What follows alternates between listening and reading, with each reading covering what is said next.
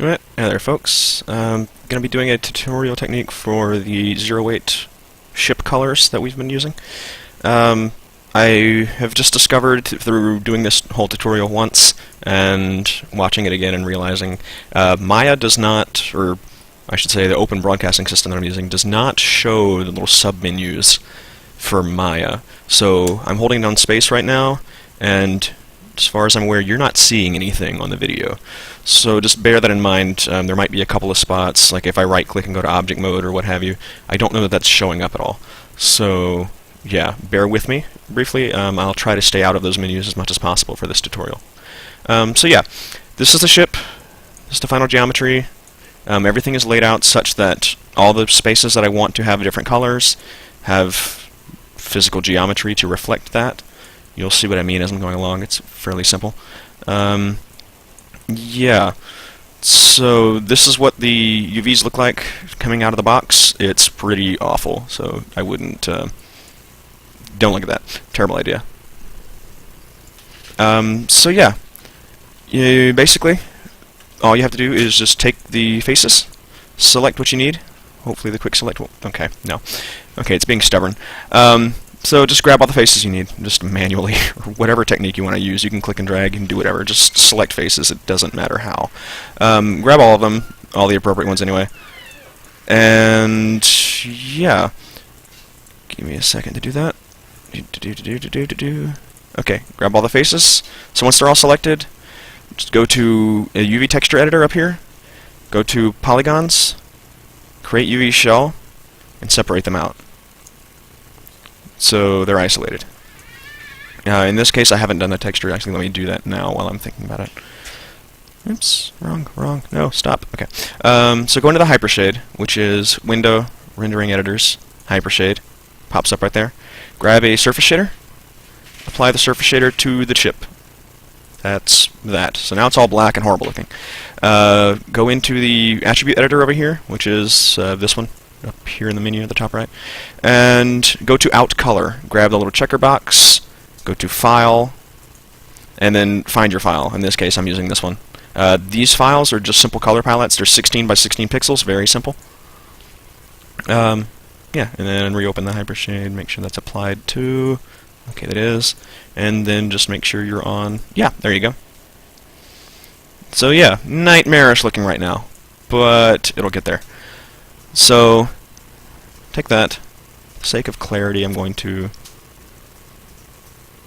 go to shell mode, grab all of this, and just kind of move it out of the way for the moment.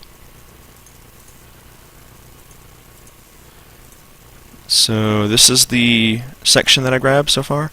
I just take that whole UV chunk, and I want it to be red, so I move it over into the red. Doesn't matter what size it is, just as long as it's all entirely contained in the red. If you go too close to the edges, it'll start to kind of blur. It'll be funky. So just make it as small as you want so that you can still kind of see it. And yeah.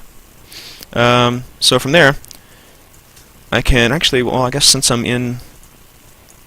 Okay, good. Never mind. Ignore that. So grab more faces. Grab whatever faces are relevant. So in this case, I'm going to do the cockpit here. Grab all of that. And all of the faces that are relevant. So like in this case, I want all of this back here as well. Grab all of it, go over to here, polygons, create UV shell. Separates it out, bring it over here, resize it down, put it all in the black or the gray or whatever color you want to call that. So yeah. Really? I hate you, Maya. Okay, so grab... create shell, go to red, and in this case, okay, stop bringing up that stupid menu. All of this, deselect, and that's kind of got the whole bottom half of the ship basically selected, so I deselect these few extras that came up. Yeah. And once again, create shell, move it over, and I want that to be that green. And yeah, so that, that's kind of the basics of the color. And then you would just go through and do that to that whole area. I don't feel the need to really bother with that. What I do feel the need to show, just to make sure it's clear, is that for the bottom half of things, within this style, I'm going to grab most of this. Again, I'm not going to feel the need to go through and do all of it. There's no point, and it's just tedious. So grab all of that, create shell, move that over, it gets isolated from, and that kind of makes the shadow. So you get kind of a shadow look to it. Same thing back here I did with the jets that I've been doing.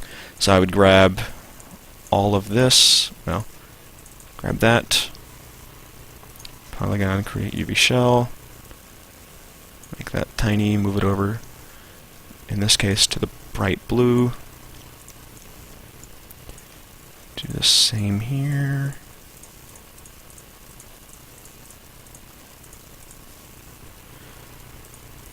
Create shell, move over into the white, and that kind of gives you the jet engine look. And I've been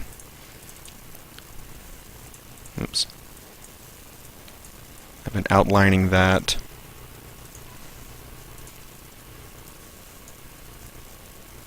with just a simple darker color, just for contrast. So yeah, that's the idea. And you would just go through and do that with the rest of the ship, get everything nice and coherent, make sure you don't accidentally move something, which I just did there.